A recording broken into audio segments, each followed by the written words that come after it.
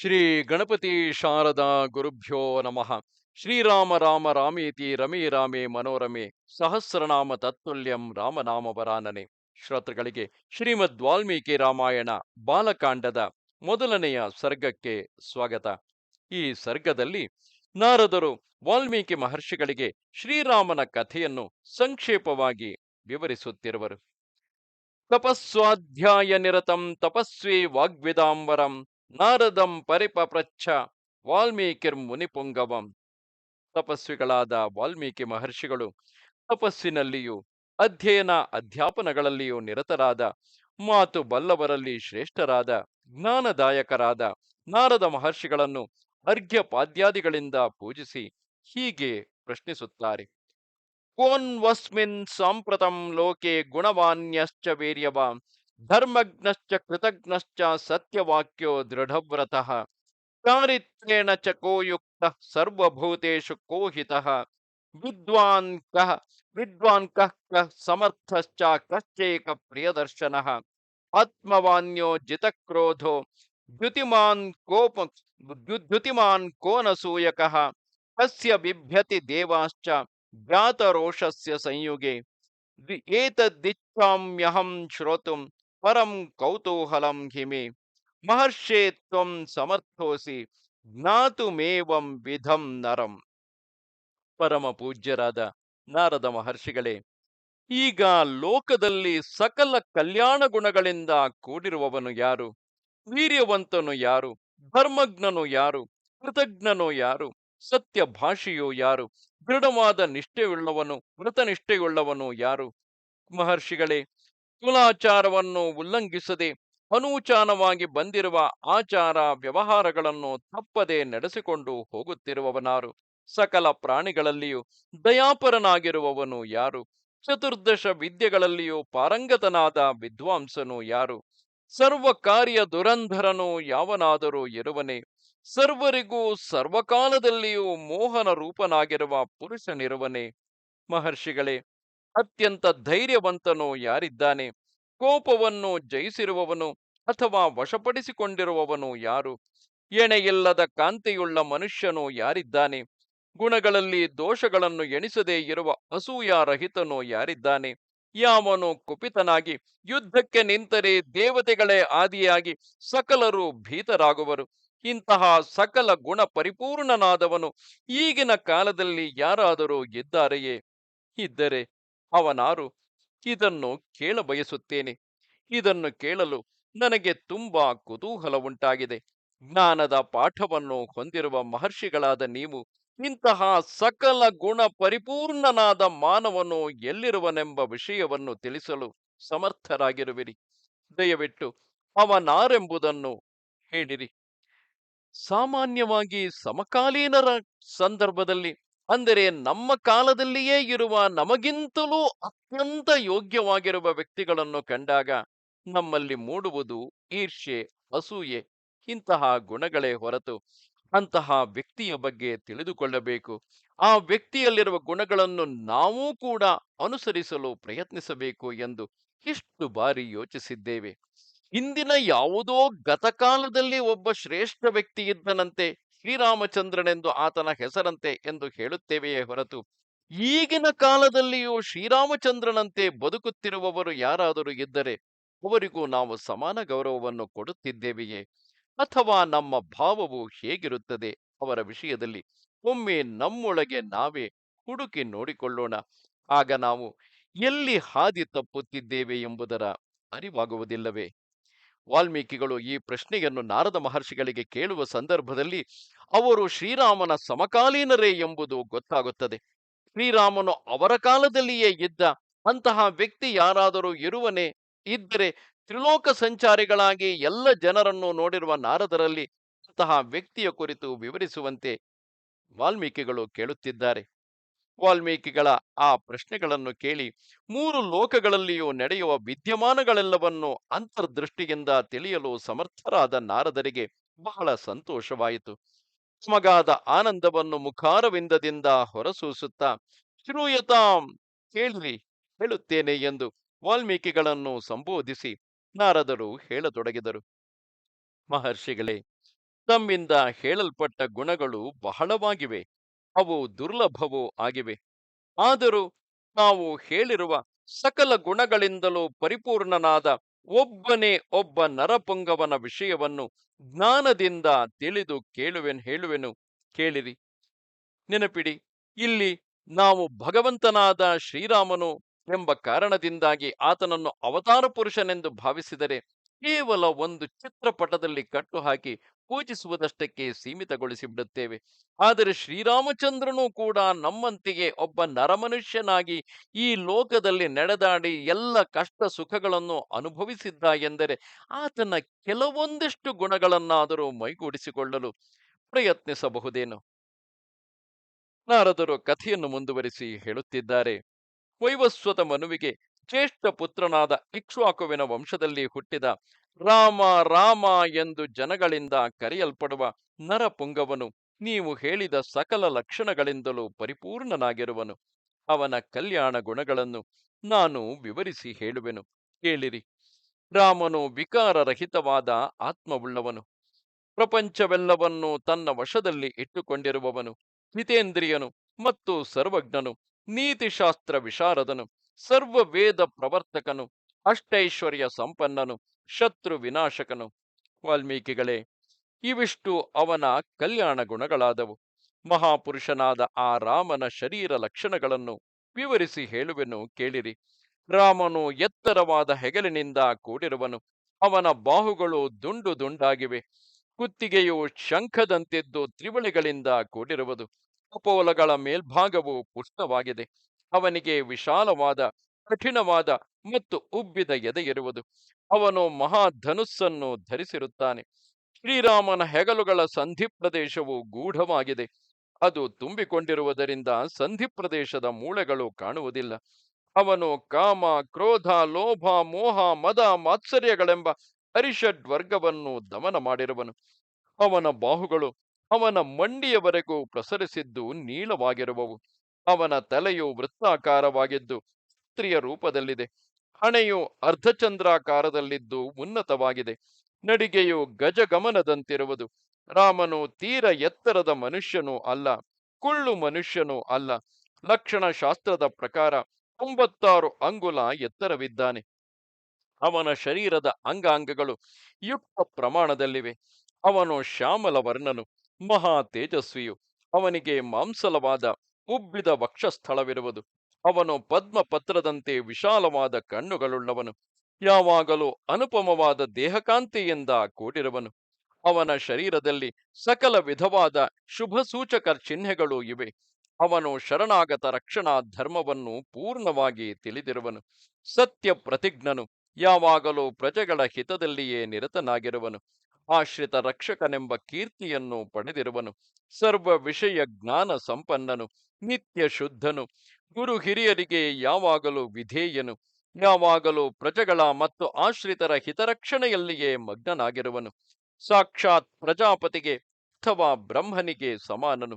ಪೌರುಷಶ್ರೀಯಿಂದ ಪ್ರಕಾಶಿಸುತ್ತಿರುವನು. ಸಕಲ ಪ್ರಾಣಿಗಳ ಮತ್ತು ಪ್ರಜೆಗಳ ಪೋಷಕನು. ತಂದೆಯು ಮಕ್ಕಳನ್ನು ಪೋಷಿಸುವಂತೆಯೇ ರಾಮನು ಪ್ರಜೆಗಳನ್ನು ಪೋಷಿಸುತ್ತಾನೆ. ಅವನು ಶತ್ರುಗಳ ವಿನಾಶಕನು.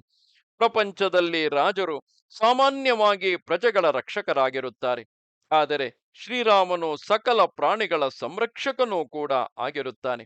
ವರ್ಣಾಶ್ರಮ ಧರ್ಮೋಕ್ತಿಗಳ ಪ್ರಕಾರ ಕ್ಷತ್ರಿಯನಿಗೆ ಹೇಳಲ್ಪಟ್ಟ ಧರ್ಮಗಳನ್ನು ತಾನು ಆಚರಿಸುವುದೂ ಅಲ್ಲದೆ ತನ್ನ ರಾಜ್ಯದಲ್ಲಿಯೂ ವರ್ಣಾಶ್ರಮಗಳನ್ನು ವ್ಯವಸ್ಥೆಗೊಳಿಸಿ ಧರ್ಮವನ್ನು ರಕ್ಷಣೆ ಮಾಡುತ್ತಿರುವನು. ಶರಣಾಗತ ಪಾಲನವೆಂಬ ಕ್ಷತ್ರಿಯ ಧರ್ಮವನ್ನು ಬಹಳ ಜಾಗರೂಕತೆಯಿಂದ ರಕ್ಷಿಸುತ್ತಿದ್ದಾನೆ. ಪರರ ರಕ್ಷಣೆ ಮತ್ತು ವರ್ಣಾಶ್ರಮ ಧರ್ಮಗಳ ವ್ಯವಸ್ಥೆಯಲ್ಲಿಯೇ ನಿರತನಾಗಿರುವ ರಾಮನು ತನ್ನ ಬಂಧು ಬಾಂಧವರ ಹಿತರಕ್ಷಣೆಯಲ್ಲಿಯೂ ಅಲಕ್ಷ್ಯ ತೋರದೆ ಅವರನ್ನು ರಕ್ಷಿಸುತ್ತಿದ್ದಾನೆ. ಅವನು ವೇದಗಳ ಮತ್ತು ವೇದಾಂಗಗಳ ರಹಸ್ಯವನ್ನು ಬಲ್ಲವನು. ಕ್ಷತ್ರಿಯನಿಗೆ ಉಕ್ತವಾದ ಧನುರ್ವೇದದಲ್ಲಿ ನಿಷ್ಣಾತನಾಗಿರುತ್ತಾನೆ. ಸರ್ವಶಾಸ್ತ್ರಗಳ ತತ್ವವನ್ನು ತಿಳಿದಿರುವನು. ಅವನಿಗೆ ವಿಸ್ಮರಣೆ ಎಂಬುದೇ ಇಲ್ಲ. ಸರ್ವ ಲೋಕಗಳಿಗೂ ಅಥವಾ ಸರ್ವ ಪ್ರಜೆಗಳಿಗೂ ರಾಮನು ಪ್ರಿಯನಾಗಿದ್ದಾನೆ. ಉಪಕಾರಿಗಳಿಗೂ ಉಪಕಾರಶೀಲನು. ವ್ಯಸನ ಪರಂಪರೆಗಳೊದಗಿದರೂ ಉದ್ವೇಗವಿಲ್ಲದ ಅಂತಃಕರಣವುಳ್ಳವನು.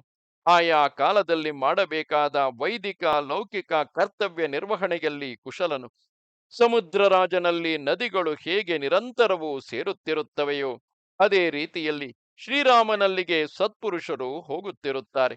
ರಾಮನು ಸಕಲ ಲೋಕವಂದ್ಯನು. ತನ್ನನ್ನು ಪ್ರೀತಿಸುವವರಲ್ಲಿಯೂ ಮತ್ತು ತನ್ನ ವಿಷಯದಲ್ಲಿ ಔದಾಸೀನ್ಯದಿಂದ ಇರುವವರಲ್ಲಿಯೂ ಒಂದೇ ರೀತಿಯಾದ ಪ್ರೀತಿ ವಿಶ್ವಾಸಗಳುಳ್ಳವನು. ರಾಮನು ಪ್ರಿಯದರ್ಶನನು. ವಾಲ್ಮೀಕಿಗಳೇ, ಅವನನ್ನು ನೋಡಿದರೆ ಮಹಾನಂದ ಉಂಟಾಗುತ್ತದೆ. ಪದೇ ಪದೇ ನೋಡಬೇಕೆನ್ನಿಸುತ್ತದೆ. ಮಹರ್ಷಿಗಳೇ, ಒಂದೇ ಮಾತಿನಲ್ಲಿ ಹೇಳುವುದಾದರೆ ಕೌಸಲ್ಯಾದೇವಿಗೆ ಬಾರಿ ಬಾರಿಗೂ ಅಮಿತಾನಂದವನ್ನು ಉಂಟು ಮಾಡುವ ಶ್ರೀರಾಮನು ಸಕಲ ಕಲ್ಯಾಣ ಗುಣ ಪರಿಪೂರ್ಣನು. ಗಾಂಭೀರ್ಯದಲ್ಲಿ ಸಮುದ್ರಕ್ಕೆ ಸಮಾನನು, ಧೈರ್ಯದಲ್ಲಿ ಹಿಮವತ್ ಪರ್ವತಕ್ಕೆ ಸಮಾನನು. ಅಂದರೆ ಕಷ್ಟ ಒದಗಿದಾಗ ಶೋಕಿಸದಿರುವುದೇ ಇಲ್ಲಿ ಧೈರ್ಯ. ಪರ್ವತಗಳ ಮೇಲೆ ಅನುಸ್ಯೂತವಾಗಿ ಮಳೆಗರೆದರೂ ಅವು ದುಃಖಿಸುವುದಿಲ್ಲ. ಅದೇ ರೀತಿಯಲ್ಲಿ ರಾಮನು ದುಃಖ ಬಂದಾಗ ಶೋಕಿಸದೆ ಪರ್ವತದಂತೆ ಸ್ಥೈರ್ಯದಿಂದ ಇರುತ್ತಾನೆ. ಪರಾಕ್ರಮದಲ್ಲಿ ವಿಷ್ಣುವಿಗೆ ಸಮಾನನು. ಪೂರ್ಣ ಚಂದ್ರನನ್ನು ನೋಡುತ್ತಿದ್ದಂತೆಲ್ಲ ಹೇಗೆ ಇನ್ನು ನೋಡುತ್ತಲೇ ಇರಬೇಕೆಂಬ ಆಕಾಂಕ್ಷೆಯು ಹುಟ್ಟುವುದೋ ಹಾಗೆಯೇ ರಾಮನನ್ನು ಅನುದಿನವೂ ಸಂದರ್ಶಿಸುತ್ತಿದ್ದರೂ ಪುನಃ ಪುನಃ ಸಂದರ್ಶಿಸಬೇಕೆಂಬ ಆಕಾಂಕ್ಷೆಯುಂಟಾಗುತ್ತದೆ. ಕೋಪ ಬಂದಾಗ ಕಾಲಾಗ್ನಿಯಂತೆ ಪ್ರಪಂಚವನ್ನೇ ದಹಿಸಿಬಿಡುವ ಉಜ್ವಲ ತೇಜಸ್ಸಿನಿಂದ ಶ್ರೀರಾಮನು ಕೂಡಿರುತ್ತಾನೆ. ನೆನಪಿರಲಿ, ಕೋಪವೇ ಬರಬಾರದು ಎಂದೇನಿಲ್ಲ. ಆದರೆ ಕೋಪಕ್ಕೆ ಕಾರಣವೂ ಇರಬೇಕಲ್ಲವೇ? ಅವನು ಪೃಥ್ವಿಯಂತೆ ಕ್ಷಮ ಗುಣಪರಿಪೂರ್ಣನು. ತ್ಯಾಗದಲ್ಲಿ ಕುಬೇರನಿಗೆ ಸಮಾನನು. ಸತ್ಯ ಪರಿಪಾಲನೆಯಲ್ಲಿ ಬೇರೊಬ್ಬ ಧರ್ಮದೇವತೆಗೆ ಭೂಮಿಯಲ್ಲಿ ಅವತರಿಸಿರುವನೋ ಎಂಬಂತೆ ಇರುವನು. ಇಷ್ಟು ಪ್ರಸಿದ್ಧನಾದ, ಸಕಲ ಕಲ್ಯಾಣ ಗುಣಪರಿಪೂರ್ಣನಾದ, ಪ್ರಜೆಗಳ ಪ್ರೀತಿಗೆ ಪಾತ್ರನಾದ, ಪ್ರಜೆಗಳ ಹಿತಚಿಂತನೆಯಲ್ಲಿಯೇ ಸರ್ವದಾ ಆಸಕ್ತನಾದ ಶ್ರೀರಾಮನಿಗೆ ಪ್ರಪಂಚಕ್ಕೆ ಅಥವಾ ಪ್ರಜೆಗಳಿಗೆ ಪ್ರಿಯವನ್ನು ಉಂಟು ಮಾಡುವ ಅಭಿಲಾಷೆಯಿಂದ ದಶರಥ ಮಹಾರಾಜನು ಯೌವ ರಾಜ್ಯ ಪಟ್ಟಾಭಿಷೇಕವನ್ನು ಮಾಡಲು ನಿಶ್ಚಯಿಸಿದನು. ಪಟ್ಟಾಭಿಷೇಕಕ್ಕೆ ಬೇಕಾಗುವ ಉಪಕರಣಗಳೆಲ್ಲವೂ ಸಿದ್ಧವಾಗುತ್ತಿರುವುದನ್ನು ಮಂಥರೆಯ ಮೂಲಕ ತಿಳಿದ ದಶರಥನ ಕಿರಿಯ ಹೆಂಡತಿಯಾದ ಕೈಕೇಯಿಯು ಹಿಂದೆ ತನಗೆ ವಾಗ್ದಾನ ಮಾಡಿದ್ದ 2 ವರಗಳನ್ನು ಕೊಡುವಂತೆ ದಶರಥನನ್ನು ಕೇಳಿದಳು. ರಾಮನ ಯೌವರಾಜ್ಯಾಭಿಷೇಕಕ್ಕೆ ಸರ್ವ ಸಿದ್ಧತೆಗಳಾಗುತ್ತಿದ್ದಾಗ ಕೈಕೇಯಿಯು ಆ ವರಗಳನ್ನು ಕೇಳಿಕೊಂಡಳು. ರಾಮನ ವನವಾಸ, ಭರತನಿಗೆ ಪಟ್ಟಾಭಿಷೇಕ, ಇವೇ ಕೈಕೇಯಿಯು ದಶರಥನನ್ನು ಕೇಳಿದ 2 ವರಗಳು. ಕೈಕೇಯಿಗೆ ಕೊಟ್ಟ ಪ್ರಮಾಣ ವಚನದ ಕಾರಣದಿಂದ ದಶರಥನು ಧರ್ಮಪಾಶದಿಂದ ಕಟ್ಟಲ್ಪಟ್ಟು ಪ್ರಿಯನಾದ ತನ್ನ ಪುತ್ರ ರಾಮನನ್ನು ಕಾಡಿಗೆ ಕಳುಹಿಸಿದನು. ತಂದೆಯ ಆಜ್ಞಾ ಪರಿಪಾಲನೆಗಾಗಿಯೂ ಕೈಕೇಯಿಗೆ ಪ್ರಿಯವನ್ನು ಉಂಟು ಮಾಡುವ ಸಲುವಾಗಿಯೂ ಪ್ರತಿಜ್ಞನಾದ ಸಮರ್ಥನಾದ ರಾಮಚಂದ್ರನು ದಂಡಕಾರಣ್ಯಕ್ಕೆ ಹೊರಟು ಹೋದನು.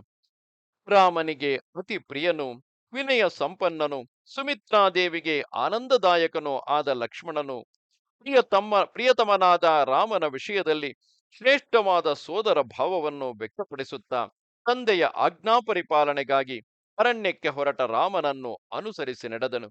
ಅಭಿರಾಮನಾದ ರಾಮನಿಗೂ ಅಭಿರಾಮೆಯಾಗಿ ರಾಮನ ಹೃದಯದಲ್ಲಿ ನಿತ್ಯವೂ ಧರಿಸಲ್ಪಡುತ್ತಾ ರಾಮನಿಗೆ ಪ್ರಾಣ ಸಮಳಾದ ಮತ್ತು ಹಿತಕರಳಾದ ಜನಕ ಕುಲೋತ್ಪನ್ನಳಾದ ಮತ್ತು ದೇವರು ಮಾಯೆಯಿಂದ ನಿರ್ಮಾಣ ಮಾಡಿದ ಮೂರ್ತಿಯೋ ಎಂಬಂತೆ ಲಾವಣ್ಯ ಸಂಪತ್ತುಗಳಿಂದ ಕೂಡಿದ್ದ ಸರ್ವ ಶುಭ ಲಕ್ಷಣಗಳಿಂದ ಯುಕ್ತಳಾಗಿದ್ದ ಸ್ತ್ರೀಯರಲ್ಲಿ ಶ್ರೇಷ್ಠಳಾದ ದಶರಥನ ಸೊಸೆಯಾದ ಸೀತೆಯು ಚಂದ್ರನನ್ನು ಅನುಸರಿಸಿ ರೋಹಿಣಿಯು ಹೋಗುವ ರೀತಿಯಲ್ಲಿ ರಾಮನನ್ನು ಅನುಸರಿಸಿ ಕಾಡಿಗೆ ಹೋದಳು. ಸೀತಾ ಲಕ್ಷ್ಮಣ ಸಮೇತನಾಗಿ ಹೊರಟ ರಾಮಚಂದ್ರನನ್ನು ಪಟ್ಟಣಿಗರು ದೂರದ ತಮಸಾ ನದಿಯವರೆಗೂ, ತಮ್ಮ ತಂದೆಯಾದ ದಶರಥನು ಸ್ವಲ್ಪ ದೂರದವರೆಗೂ ಮತ್ತು ತಂದೆಯಾದಂತಹ ದಶರಥನು ಸ್ವಲ್ಪ ದೂರದವರೆಗೂ ಅನುಸರಿಸಿ ಹೋದರು. ಗಂಗಾ ತೀರದಲ್ಲಿದ್ದ ಶೃಂಗಬೇರಪುರಕ್ಕೆ ಹೋದ ನಂತರ ಶ್ರೀರಾಮಚಂದ್ರನು ಸೂತನನ್ನು ಅಯೋಧ್ಯೆಗೆ ಕಳುಹಿಸಿದನು. ಗಂಗಾ ತೀರದಲ್ಲಿ ಧರ್ಮಾತ್ಮನಾದ ಶ್ರೀರಾಮನು ತನಗೆ ಪ್ರಿಯನಾದ ನಿಷಾದರಿಗೆ ಒಡೆಯನಾದ ಗುಹನೊಡನೆ ಸೇರಿದನು.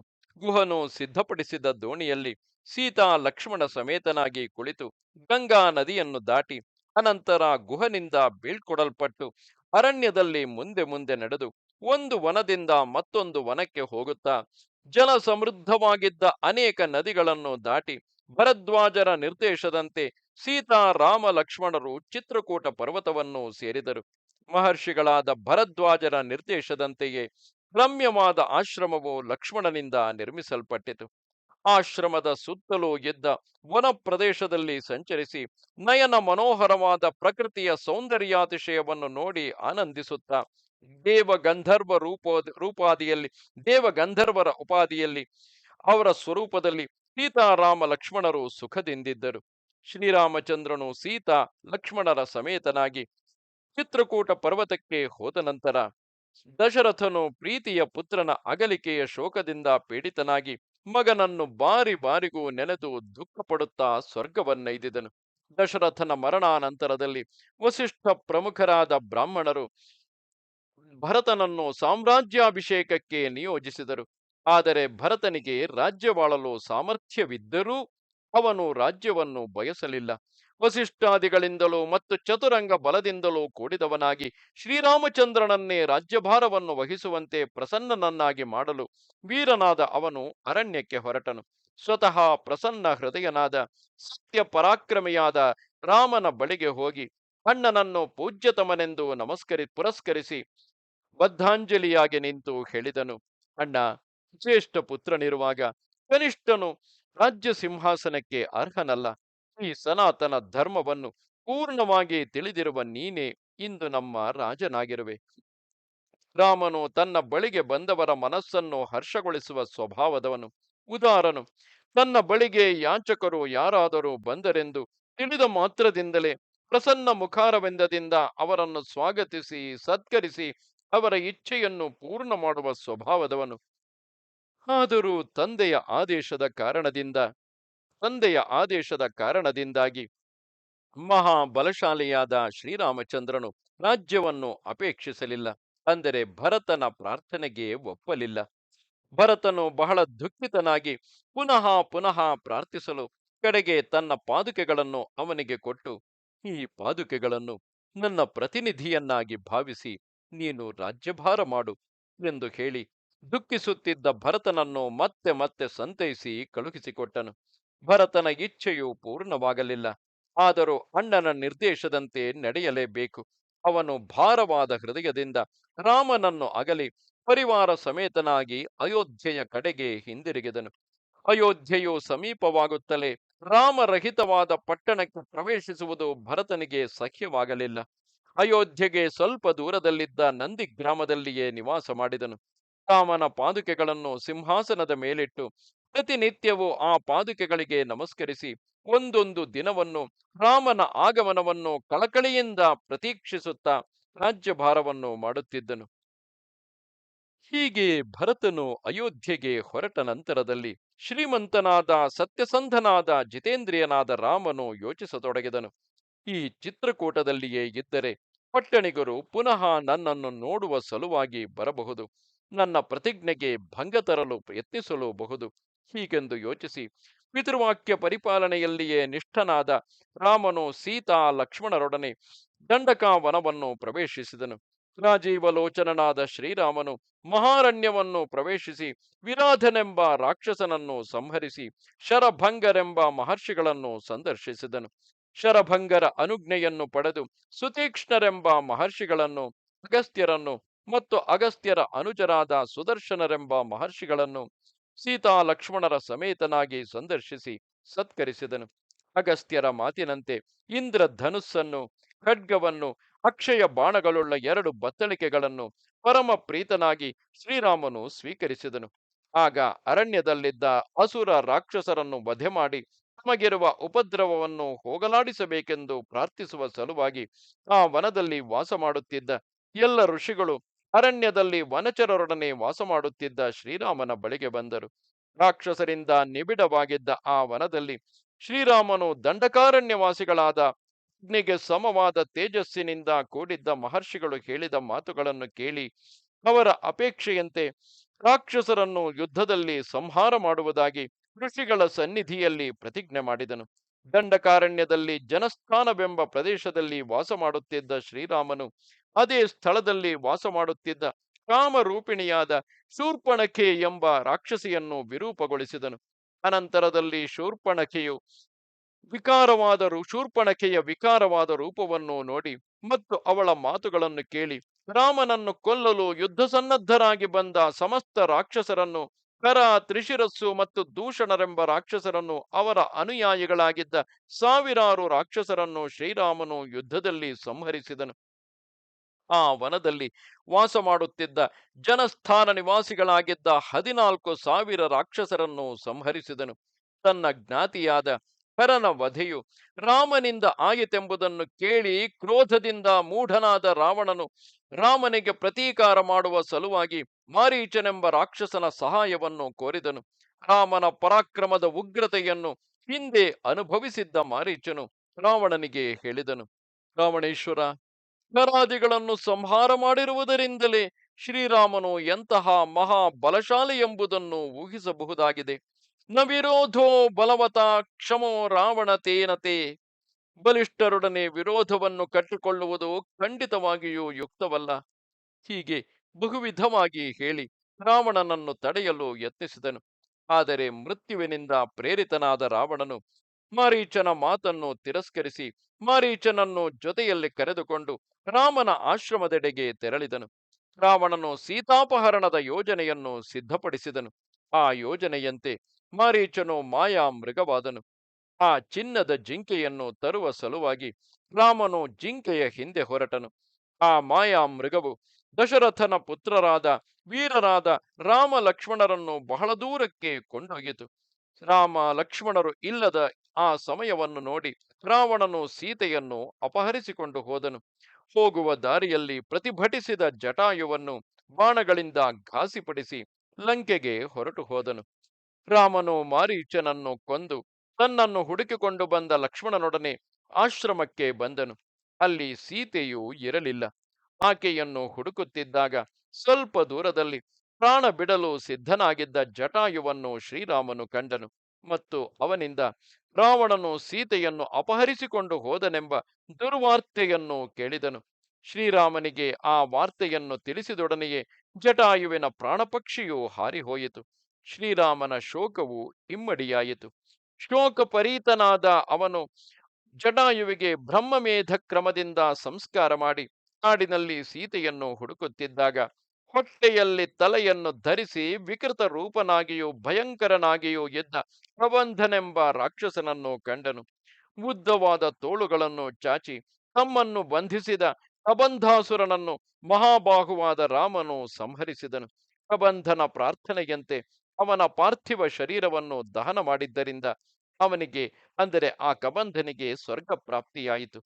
ಕಬಂಧನು ಸ್ವರ್ಗಕ್ಕೆ ಹೋಗುವ ಮೊದಲು ಶ್ರೀರಾಮನಿಗೆ ಹೇಳಿದನು: ಶ್ರೀರಾಮಚಂದ್ರ, ಗುರು ಶುಶ್ರೂಷಾದಿ ಧರ್ಮಗಳಲ್ಲಿ ನಿಷ್ಠಳಾಗಿ ಅತಿಥಿ ಸತ್ಕಾರ ರೂಪವಾದ ಧರ್ಮದಲ್ಲಿ ನಿಪುಣೆಯಾದ ಪರಿವ್ರಾಜಕಳಾದ ಶಬರಿಯು ನಿನಗಾಗಿ ಅನೇಕ ವರ್ಷಗಳಿಂದ ಕಾದಿರುವಳು. ಅವಳಲ್ಲಿಗೆ ಹೋಗು. ಹೀಗೆ ಹೇಳಿ ಕಬಂಧನು ಸ್ವರ್ಗಾರೋಹಣ ಮಾಡಿದನು. ಮಹಾ ತೇಜಸ್ವಿಯಾದ ಶತ್ರುಸೂದನನಾದ ರಾಮನು ಶಬರಿಯ ಆಶ್ರಮಕ್ಕೆ ಹೋದನು. ಅಲ್ಲಿ ರಾಮನ ಸಂದರ್ಶನದಿಂದ ತುಷ್ಟಳಾದ ಶಬರಿಯು ರಾಮನನ್ನು ಭಕ್ತಿಯಿಂದ ಸತ್ಕರಿಸಿದಳು. ಅನಂತರ ಮುಂದೆ ಸೀತಾನ್ವೇಷಣಕ್ಕಾಗಿ ಹೋಗುತ್ತಿದ್ದಾಗ ಪಂಪಾ ತೀರದಲ್ಲಿ ವಾನರ ಶ್ರೇಷ್ಠನಾದ ಹನುಮಂತನ ಸಮಾಗಮವಾಯಿತು. ಹನುಮಂತನ ಮಾತಿನಂತೆ ಅವನಿಗೆ ಸುಗ್ರೀವನ ಭೇಟಿಯಾಯಿತು. ಮಹಾಬಲನಾದ ರಾಮನು ಸುಗ್ರೀವನಿಗೆ ಮೊದಲಿನಿಂದ ನಡೆದ ವೃತ್ತಾಂತವನ್ನು ಯಥೋಚಿತವಾಗಿ ತಿಳಿಯಪಡಿಸಿ ಸೀತೆಯ ಅಪಹರಣದ ವಿಷಯವನ್ನು ವಿಶೇಷವಾಗಿ ವಿವರಿಸಿ ತಿಳಿಸಿದನು. ಸುಗ್ರೀವನು ರಾಮನಿಂದ ಎಲ್ಲವನ್ನೂ ಕೇಳಿ ಪ್ರೀತನಾಗಿ ರಾಮನೊಡನೆ ಅಗ್ನಿಸಾಕ್ಷಿಯಾಗಿ ಸಖ್ಯ ಮಾಡಿಕೊಂಡನು. ಅನಂತರ ಸುಗ್ರೀವನು ತನ್ನ ವೃತ್ತಾಂತವನ್ನು ನೆನೆದು ದುಃಖಿಸುತ್ತಾ ಅಣ್ಣನಾದ ವಾಲಿಗೂ ಮತ್ತು ತನಗೂ ಇದ್ದ ವೈರದ ಕಾರಣವನ್ನು ಮತ್ತು ಹೆಂಡತಿಯಾದ ರುಮೆಯ ಅಪಹರಣವನ್ನು ಸ್ನೇಹದ ಕಾರಣದಿಂದ ರಾಮನಿಗೆ ಯಥಾರೀತಿಯಾಗಿ ತಿಳಿಯಪಡಿಸಿದನು. ಒಡನೆಯೇ ರಾಮನು ವಾಲಿಯನ್ನು ವಧೆ ಮಾಡುವೆನೆಂದು ಪ್ರತಿಜ್ಞೆ ಮಾಡಿದನು. ಪ್ರತಿಜ್ಞಾನಂತರ ಸುಗ್ರೀವನು ವಾಲಿಯ ಬಲವೆಷ್ಟು ಎಂಬುದನ್ನು ವಿಶದವಾಗಿ ತಿಳಿಯಪಡಿಸಿದನು. ರಾಮನು ವಾಲಿಯ ವಧೆಯನ್ನು ಮಾಡುವೆನೆಂದು ಪ್ರತಿಜ್ಞೆಯನ್ನೇನೋ ಮಾಡಿರುವನು. ಆದರೆ ರಾಮನಿಗೆ ವಾಲಿಯ ವಧೆ ಮಾಡುವ ಸಾಮರ್ಥ್ಯವಿರುವುದೇ? ಈ ಸಂಶಯವು ಸುಗ್ರೀವನಿಗೆ ಪ್ರತಿ ಕ್ಷಣದಲ್ಲಿಯೂ ಉದ್ಭೂತವಾಗುತ್ತಿದ್ದಿತು. ರಾಮನಿಗೆ ವಾಲಿಯನ್ನು ವಧೆ ಮಾಡುವ ಸಾಮರ್ಥ್ಯವಿದೆ ಎಂಬುದನ್ನು ತಿಳಿಯುವುದಾದರೂ ಹೇಗೆ? ಸುಗ್ರೀವನು ರಾಮ ಸಮೇತನಾಗಿ ಸಂಚರಿಸುತ್ತಿದ್ದ ಕಾಲದಲ್ಲಿ ವಾಲಿಯಿಂದ ಕೊಲ್ಲಲ್ಪಟ್ಟ ಮಹಾಪರ್ವತಕ್ಕೆ ಸಮನಾಗಿದ್ದ ದುಂದುಭಿ ಎಂಬ ರಾಕ್ಷಸನ ಶಿಥಿಲವಾದ ಮಹಾಕಾಯವನ್ನು ತೋರಿಸಿ, ವಾಲಿಯು ಈ ಪಾರ್ಥಿವ ಶರೀರವನ್ನು ಕಾಲಿನ ತುದಿಯಿಂದ ಮೇಲಕ್ಕೆ ಚಿಮ್ಮಿಸಬಲ್ಲನು ಎಂದು ಹೇಳಿದನು. ಮಹಾಬಲನಾದ ಮಹಾಬಾಹುವಾದ ರಾಮನು ಪರ್ವತೋಪಮವಾಗಿ ಬಿದ್ದಿದ್ದ ರಾಕ್ಷಸನ ಅಸ್ಥಿಯನ್ನು ನೋಡಿದನು. ಮುಗುಳ್ನಗೆಯನ್ನು ಬೀರಿ ಮುಂದೆ ಹೋಗಿ ತನ್ನ ಕಾಲಿನ ಹೆಬ್ಬೆರಳಿನಿಂದ ಬೃಹದಾಕಾರವಾದ ಅಸ್ಥಿಯನ್ನು ಚಿಮ್ಮಿದನು. ಒಡನೆಯೇ ಅಸ್ಥಿಯು 10 ಯೋಜನಗಳಷ್ಟು ದೂರ ಹೋಗಿ ಬಿದ್ದಿತು. ಸುಗ್ರೀವನ ಮನೋಗತವಾಗಿದ್ದ ಸಂಶಯದ ನಿವಾರಣೆಗಾಗಿ ಶ್ರೀರಾಮನು ಹೆದೆಯೇರಿಸಿ ಸೆಳೆದು ಒಂದೇ ಒಂದು ಬಾಣವನ್ನು ಹೊಡೆದನು. ಆ ಬಾಣವು 7 ಸಾಲ ವೃಕ್ಷಗಳನ್ನು ಏಕಕಾಲದಲ್ಲಿ ಭೇದಿಸಿಕೊಂಡು ರಸಾತಲವನ್ನು ಸೇರಿ ಸುಗ್ರೀವನ ಮನಸ್ಸಿನಲ್ಲಿ ರಾಮನ ಪರಾಕ್ರಮದ ವಿಷಯದಲ್ಲಿದ್ದ ಸಂಶಯವನ್ನು ಭೇದಿಸಿ ವಿಶ್ವಾಸವನ್ನು ಹುಟ್ಟಿಸಿತು. ವಾಲಿ ವಧೆ ಮಾಡಲು ರಾಮನು ಸಮರ್ಥನೆಂಬ ವಿಶ್ವಾಸವು ಸುಗ್ರೀವನಿಗೆ ಉಂಟಾಯಿತು. ರಾಜ್ಯವು ತನಗೆ ಒಡನೆಯೇ ಸಿಕ್ಕುವುದೆಂದು ಭಾವಿಸಿ ಸುಗ್ರೀವನು ಸುಪ್ರೀತನಾದನು. ಗುಹೆಯಂತೆ ಪರ್ವತ ಮಧ್ಯದಲ್ಲಿದ್ದ ಕಿಷ್ಕಿಂಧಾ ಪಟ್ಟಣಕ್ಕೆ ಸುಗ್ರೀವನು ರಾಮನೊಡನೆ ಒಡನೆಯೇ ತೆರಳಿದನು. ಸುವರ್ಣದಂತೆ ಪಿಂಗಲ ವರ್ಣದಿಂದಿದ್ದ ಕಪಿಶ್ರೇಷ್ಠನಾದ ಸುಗ್ರೀವನು ಕಿಷ್ಕಿಂಧಾ ಪಟ್ಟಣದ ಮಹಾದ್ವಾರದಲ್ಲಿ ನಿಂತು ಸಿಂಹನಾದವನ್ನು ಮಾಡಿದನು. ಆ ಗರ್ಜನೆಯನ್ನು ಕೇಳಿ ವಾಲಿಯು ಅರಮನೆಯಿಂದ ಹೊರಕ್ಕೆ ಹೊರಟನು. ತಾರೆಯು, ಅಂದರೆ ವಾಲಿ ಪತ್ನಿಯಾದ ತಾರೆಯು, ತನ್ನ ಪತಿಯಾದ ವಾಲಿಯನ್ನು ತಡೆದಳು. ಆದರೂ ಅವಳನ್ನು ಸಂತೈಸಿ ಬಾರಿ ಬಾರಿಗೂ ಗರ್ಜನೆ ಮಾಡುತ್ತಿದ್ದ ಸುಗ್ರೀವನ ಬಳಿಗೆ ಬಂದನು. ವಾಲಿ ಸುಗ್ರೀವರಿಬ್ಬರಿಗೂ ಘೋರವಾದ ಯುದ್ಧವಾಯಿತು. ಸುಗ್ರೀವನು ಕ್ಷಣ ಕ್ಷಣಕ್ಕೂ ದುರ್ಬಲನಾಗುತ್ತಿದ್ದನು. ಅವನು ವಾಲಿಯ ವಧೆಯನ್ನು ಕೂಡಲೇ ಮಾಡಬೇಕೆಂದು ರಾಮನನ್ನು ಪ್ರಾರ್ಥಿಸಿದನು. ಆಗ ರಾಮನು ಒಂದೇ ಒಂದು ಬಾಣವನ್ನು ತೆಗೆದು ಧನುಸ್ಸಿನಲ್ಲಿ ಹೂಡಿ ವಾಲಿಗೆ ಗುರಿಯಿಟ್ಟು ಹೊಡೆದನು. ವಾಲಿಯ ಸಂಹಾರವಾಯಿತು. ಶ್ರೀರಾಮಚಂದ್ರನು ಸುಗ್ರೀವನಿಗೆ ಆ ಕಿಷ್ಕಿಂಧ ರಾಜ್ಯದಲ್ಲಿ ಪಟ್ಟಾಭಿಷೇಕ ಮಾಡಿದನು. ಕಪಿಶ್ರೇಷ್ಠನಾದ ಸುಗ್ರೀವನು ರಾಮನಿಗೆ ಪ್ರತ್ಯುಪಕಾರ ಮಾಡಲು ನಿಶ್ಚಯಿಸಿದವನಾಗಿ ವಾನರ ಪ್ರಮುಖರುಗಳನ್ನು ಕಿಷ್ಕಿಂಧೆಗೆ ಕರೆಯಿಸಿ ಸೀತೆಯು ಎಲ್ಲಿರುವಳೆಂಬ ವೃತ್ತಾಂತವನ್ನು ಶೀಘ್ರವಾಗಿ ತಿಳಿದು ಬರಬೇಕೆಂದು ಆಜ್ಞಾಪಿಸಿ ಎಲ್ಲ ದಿಕ್ಕುಗಳಿಗೂ ಕಳುಹಿಸಿಕೊಟ್ಟನು. ಕಪಿ ಮುಖ್ಯರಲ್ಲಿ ಮಹಾಬಲಶಾಲಿಯಾದ ಹನುಮಂತನು ಒಬ್ಬನಾಗಿದ್ದು ಅವನು ಅಂಗದಾದಿಗಳೊಡನೆ ದಕ್ಷಿಣ ದಿಕ್ಕಿಗೆ ಸೀತಾನ್ವೇಷಣೆಗಾಗಿ ಹೊರಟನು. ಅವರಿಗೆ ದಾರಿಯಲ್ಲಿ ಜಟಾಯುವಿನ ಅಣ್ಣನಾದ ಸಂಪಾತಿಯ ದರ್ಶನವಾಯಿತು. ಸೀತೆಯು ಸಮುದ್ರ ಮಧ್ಯದಲ್ಲಿರುವ ಲಂಕೆಯಲ್ಲಿ ಇರುವಳೆಂದು 100 ಯೋಜನಗಳಷ್ಟು ವಿಸ್ತಾರವಾಗಿದ್ದ ಸಮುದ್ರವನ್ನು ದಾಟಿ ಲಂಕೆಗೆ ಹೋಗಬೇಕೆಂದು ಸಂಪಾತಿಯು ತಿಳಿಸಿದನು. ಅದರಂತೆ ಹನುಮಂತನು 100 ಯೋಜನ ವಿಸ್ತೀರ್ಣದ ಲವಣ ಸಮುದ್ರವನ್ನು ಹಾರಿದನು. ಹನುಮಂತನು ರಾವಣನಿಂದ ಪರಿಪಾಲಿತವಾಗಿದ್ದ ಸಮುದ್ರದ ಮಧ್ಯದಲ್ಲಿದ್ದ ಲಂಕಾ ಪಟ್ಟಣದಲ್ಲಿಳಿದು ರಾವಣನ ಅಂತಃಪುರೋದ್ಯಾನವಾದ ಅಶೋಕವನದಲ್ಲಿ ಪರಾತ್ಪರನಾದ ರಾಮನನ್ನೇ ನಿರಂತರವೂ ಸ್ಮರಿಸುತ್ತಿದ್ದ ಸೀತಾದೇವಿಯನ್ನು ಸಂದರ್ಶಿಸಿದನು. ರಾಮನ ಅಭಿಜ್ಞಾನಭೂತವಾಗಿದ್ದ ಉಂಗುರವನ್ನು ಸೀತಾದೇವಿಗೆ ಸಮರ್ಪಿಸಿ ಸುಗ್ರೀವ ರಾಮರ ಸಖ್ಯ ಸೇನಾ ಸಂಗ್ರಹಣಾದಿ ವೃತ್ತಾಂತವನ್ನು ತಿಳಿಸಿ, ರಾಮನು ಸೇನಾ ಸಮೇತನಾಗಿ ಬಂದು ರಾವಣನನ್ನು ನಿಗ್ರಹಿಸಿ ನಿನ್ನನ್ನು ಕರೆದೊಯ್ಯುವನು ಎಂದು ಹೇಳಿ ಸೀತಾದೇವಿಯನ್ನು ಸಂತೈಸಿದನು. ಅವಳ ಅನುಮತಿಯನ್ನು ಪಡೆದು ಹೊರಡಲಿದ್ದಾಗ ರಾವಣನನ್ನು ನೋಡಿ ಅವನ ಅಭಿಪ್ರಾಯವನ್ನು ತಿಳಿಯಬೇಕೆಂಬ ಕುತೂಹಲದಿಂದ ಹನುಮಂತನು ಅಶೋಕವನದ ಹೊರಬಾಗಿಲನ್ನು ಕೆಡವಿದನು. ಅದನ್ನು ಕಂಡು ಮೇಲೆ ಬಿದ್ದ 5 ಸೇನಾ ನಾಯಕರನ್ನು 7 ಮಂದಿ ಮಂತ್ರಿಗಳ ಮಕ್ಕಳನ್ನು ಸಂಹರಿಸಿ ಶೂರನಾದ ಅಕ್ಷಕುಮಾರನನ್ನು ಪುಡಿ ಪುಡಿ ಮಾಡಿ ಇಂದ್ರಜಿತವು ಪ್ರಯೋಗಿಸಿದ ಬ್ರಹ್ಮಾಸ್ತ್ರಕ್ಕೆ ಆಂಜನೇಯನು ಕಟ್ಟುಬಿದ್ದನು. ವೀರನಾದ ಕಪಿಶ್ರೇಷ್ಠನಾದ ಹನುಮಂತನು ಬ್ರಹ್ಮನ ವರದ ಕಾರಣದಿಂದಾಗಿ 5 ಘಳಿಗೆಗಳ ನಂತರ ಸ್ವಪ್ರಯತ್ನವೇ ಇಲ್ಲದೆ ಬ್ರಹ್ಮಾಸ್ತ್ರದಿಂದ ಬಿಡುಗಡೆಯನ್ನು ಹೊಂದಿದನು. ಬ್ರಹ್ಮಾಸ್ತ್ರದಿಂದ ವಿಮುಕ್ತನಾದನೆಂದು ತಿಳಿದೊಡನೆಯೇ ಬ್ರಹ್ಮಾಸ್ತ್ರದಿಂದ ಬಂಧಿತನಾಗಿದ್ದ ಕಾಲದಲ್ಲಿ ತನ್ನನ್ನು ಹಗ್ಗಗಳಿಂದ ಕಟ್ಟಿ ಲಿತ್ತ ಸೆಳೆದಾಡಿದ್ದ ರಾಕ್ಷಸರ ಅಪರಾಧವನ್ನು ಸಹಿಸಿಕೊಂಡು ಮಿಥಿಲಾ ಪಟ್ಟಣದ ರಾಜಕುಮಾರಿಯಾದ ಸೀತೆಯಿದ್ದ ಸ್ಥಳವೊಂದನ್ನು ಬಿಟ್ಟು ಲಂಕೆಯನ್ನು ದಹಿಸಿ ರಾಮನಿಗೆ ಸೀತಾದರ್ಶನವೆಂಬ ಪ್ರಿಯವಾರ್ತೆಯನ್ನು ತಿಳಿಸುವ ಸಲುವಾಗಿ ಕಿಷ್ಕಿಂಧೆಗೆ ಬಂದನು.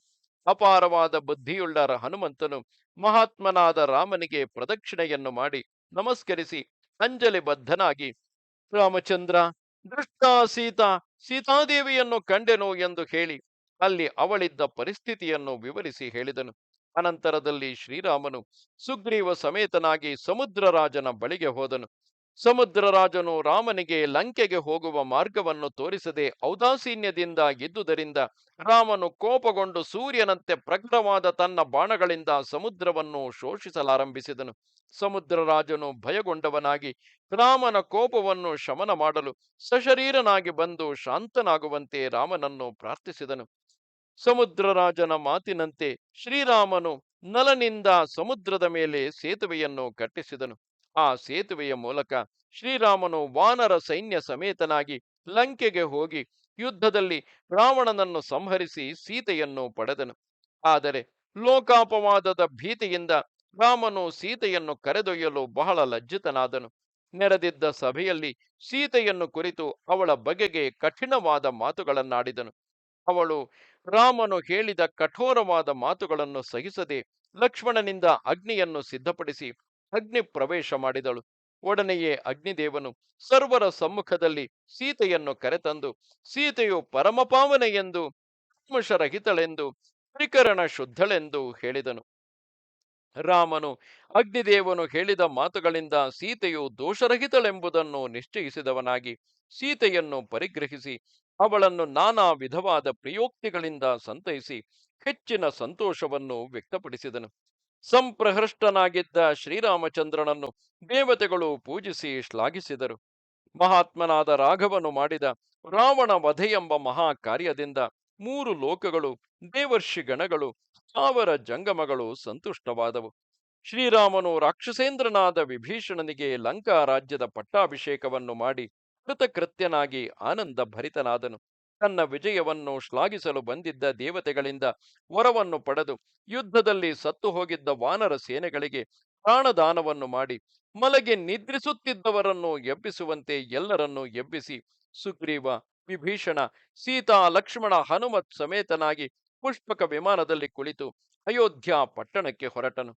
ಭರದ್ವಾಜ ಮಹರ್ಷಿಗಳ ಆದೇಶದಂತೆ ಸತ್ಯಪರಾಕ್ರಮನಾದ ಶ್ರೀರಾಮನು ಅವರ ಆಶ್ರಮದಲ್ಲಿ ಪರಿವಾರ ಸಮೇತನಾಗಿ ಇಳಿದನು. ಅಂದಿಗೆ ಸರಿಯಾಗಿ ರಾಮನು ಅಯೋಧ್ಯೆಯಿಂದ ಹೊರಟು 14 ವರ್ಷಗಳಾಗಿದ್ದವು. 14ನೆಯ ವರ್ಷವು ತುಂಬಿದೊಡನೆಯೇ ಅಯೋಧ್ಯೆಗೆ ಬರುವುದಾಗಿ ರಾಮನು ಭರತನಿಗೆ ವಚನವನ್ನಿತ್ತಿದ್ದನು. ಭರತನು ರಾಮನು ಬಾರದಿದ್ದರೆ ಅಗ್ನಿಪ್ರವೇಶ ಮಾಡುವುದಾಗಿ ಹೇಳಿದ್ದನು. ಆ ಕಾರಣದಿಂದಾಗಿ ಶ್ರೀರಾಮನು ಹನುಮಂತನನ್ನು ತಾನು ಪರಿವಾರ ಸಮೇತನಾಗಿ ಬರುತ್ತಿರುವೆನೆಂಬ ಸುವಾರ್ತೆಯೊಡನೆ ಭರತನ ಸಮೀಪಕ್ಕೆ ಕಳುಹಿಸಿಕೊಟ್ಟನು. ಭರದ್ವಾಜ ಮಹರ್ಷಿಗಳ ಆತಿಥ್ಯವನ್ನು ಸ್ವೀಕರಿಸಿ ಅವರಿಂದ ಅನುಮತಿಯನ್ನು ಪಡೆದು ಪುನಃ ಪುಷ್ಪಕ ವಿಮಾನವನ್ನು ಹತ್ತಿ ಸುಗ್ರೀವಾದಿಗಳೊಡನೆ ಆಕಾಶ ಮಾರ್ಗದಲ್ಲಿ ಹೋಗುತ್ತಿದ್ದಾಗ ಹಿಂದೆ ನಡೆದ ವೃತ್ತಾಂತವೆಲ್ಲವನ್ನು ಸುಗ್ರೀವ ವಿಭೀಷಣರೊಡನೆ ಹೇಳುತ್ತಾ ರಾಮನು ನಂದಿ ಗ್ರಾಮವನ್ನು ಸೇರಿದನು.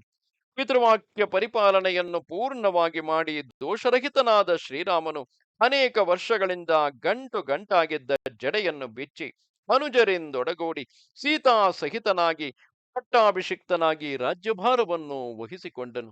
ಪ್ರಹೃಷ್ಟ ಮುದಿತೋ ಲೋಕಸ್ತುಷ್ಟ ಪುಷ್ಟ ಸುಧಾರ್ಮಿಕ ನಿರಾಮಯೋ ಹ್ಯರೋಗಶ್ಚ ದುರ್ಭಿಕ್ಷ ಭಯವರ್ಜಿತ ನ ಪುತ್ರ ಮರಣಂ ಕಿಂಚಿದ್ ದ್ರಕ್ಷ್ಯಂತಿ ಪುರುಷಾಃ ಕ್ವಚಿತ್ ನಾರ್ಯಶ್ಚ ವಿಧವಾ ನಿತ್ಯಂ ಭವಿಷ್ಯಂತಿ ಪತಿವ್ರತಾಃ ನ ಚಾಗ್ನಿಜಂ ಭಯಂ ಕಿಂಚಿನ್ನಾಪ್ಸುಮಜ್ಜಂತಿ ಜಂತವಃ ನ ವಾತಜಂ ಭಯಂ ಕಿಂಚಿನ್ನಾಪಿ ಜ್ವರಕೃತಂ ತಥಾ ನ ಚಾಪಿ ಕ್ಷುದ್ಭಯಂ ನ ತಸ್ಕರ ಭಯಂ ತಥಾ ನಗರಾಣಿ ಚ ರಾಷ್ಟ್ರಾಣಿ ಧನಧಾನ್ಯಯುತಾನಿ ಚ ನಿತ್ಯ ಪ್ರಮುದಿತಾಃ ಸರ್ವೇ ಯಥಾ ಕೃತಯುಗೇ ತಥಾ.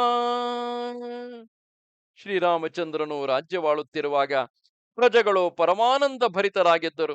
ಜನರು ತುಷ್ಟರಾಗಿಯೂ ಪುಷ್ಟರಾಗಿಯೂ ಇದ್ದರು. ಲೋಕವು ಸುಧಾರ್ಮಿಕವಾಗಿದ್ದಿತು.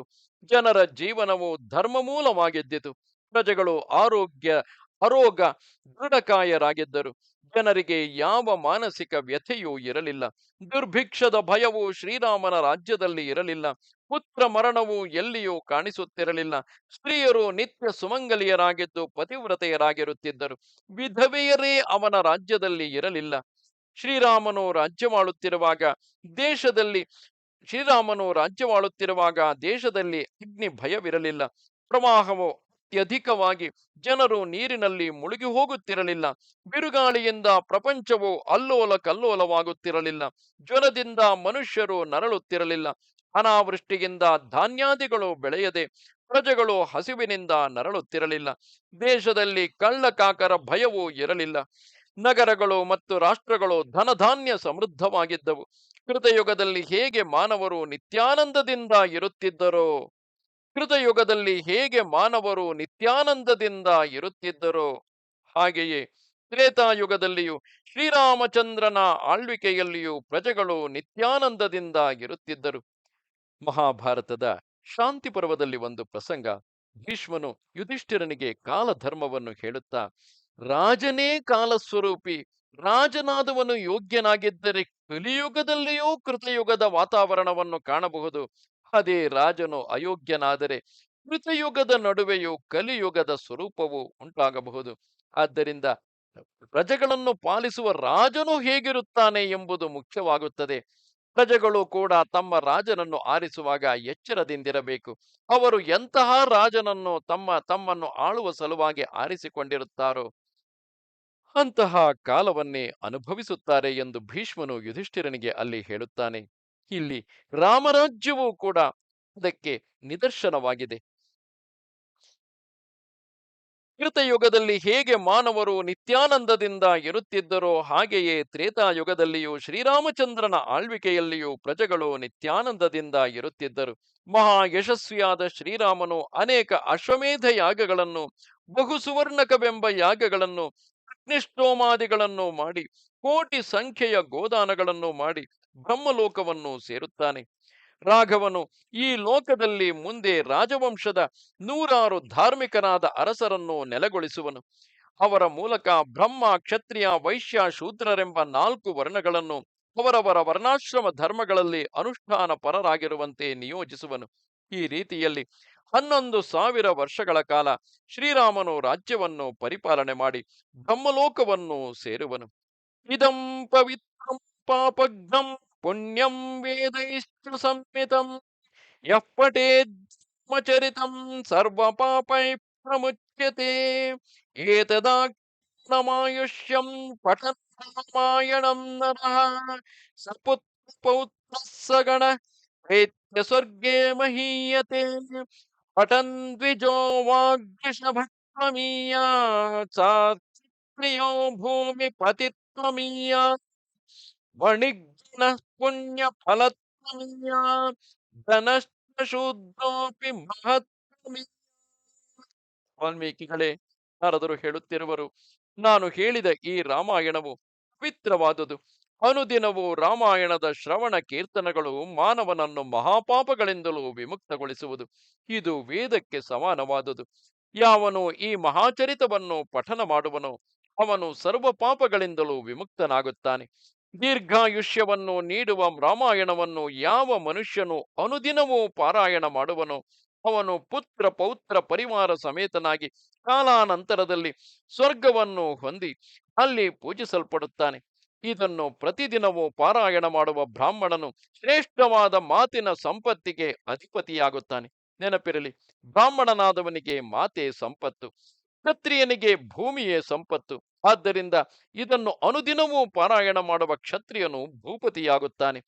ವೈಶ್ಯನು ಹೆಚ್ಚು ವ್ಯಾಪಾರದ ಪರಮ ಘಟ್ಟವನ್ನು ಪಡೆಯುತ್ತಾನೆ.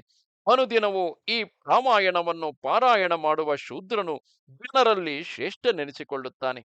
ಹೀಗೆ ನಾರದರು ಬ್ರಹ್ಮನಿಂದ ಉಪದಿಷ್ಟವಾದ ಶತಕೋಟಿ ಪ್ರವಿಸ್ತರವಾದ ರಾಮಾಯಣವನ್ನು ಸಂಕ್ಷೇಪವಾಗಿ ವಾಲ್ಮೀಕಿ ಮಹರ್ಷಿಗಳಿಗೆ ಹೇಳಿದರು. ಈವರೆಗೆ ಬಾಲಕಾಂಡದ ಮೊದಲನೆಯ ಸರ್ಗವನ್ನು ಕೇಳಿದೆವು. ಈ ಮೊದಲನೆಯ ಸರ್ಗವು ಶತಶ್ಲೋಕಿ ರಾಮಾಯಣವೆಂದು ಹೆಸರಾಗಿದ್ದು ಇಡೀ ರಾಮಾಯಣವು ಸಂಕ್ಷೇಪ ರೂಪದಲ್ಲಿದೆ. ಇದಿಷ್ಟನ್ನೇ ಪಾರಾಯಣ ಮಾಡುವವರು ಇದ್ದಾರೆ. ಆದರೂ ವಾಲ್ಮೀಕಿಯವರು ಸಂಕ್ಷೇಪವಾಗಿ 100 ಶ್ಲೋಕಗಳಲ್ಲಿ ಹೇಳಬಹುದಾಗಿದ್ದ ರಾಮಾಯಣವನ್ನು 24,000 ಶ್ಲೋಕಗಳಿಗೆ, ಅದು ಅಷ್ಟೊಂದು ಕಾಂಡಗಳಲ್ಲಿ, ಅಷ್ಟೊಂದು ಸರ್ಗಗಳಲ್ಲಿ ವಿಸ್ತರಿಸಿದ್ದು ಯಾಕೆ? ನಮ್ಮ ಜೀವನವನ್ನು, ನಮ್ಮ ದೈನಂದಿನ ಬದುಕಿನ ಪ್ರತಿಫಲನವನ್ನೇ ರಾಮಾಯಣದಲ್ಲಿ ಕಾಣಬಹುದೇ? ಪ್ರಯತ್ನ ಮಾಡೋಣ ಬನ್ನಿ. ನಮಸ್ತೆ ಶಾರದೆ ದೇವಿ ಕಾಶ್ಮೀರ ಪುರವಾಸಿನಿ ತ್ವಾಮಹಂ ಪ್ರಾರ್ಥೆಗೆ ನಿತ್ಯಂ ವಿದ್ಯಾದಾನಂಚ ದೇಹಿಮೆ. ನಮಸ್ಕಾರ.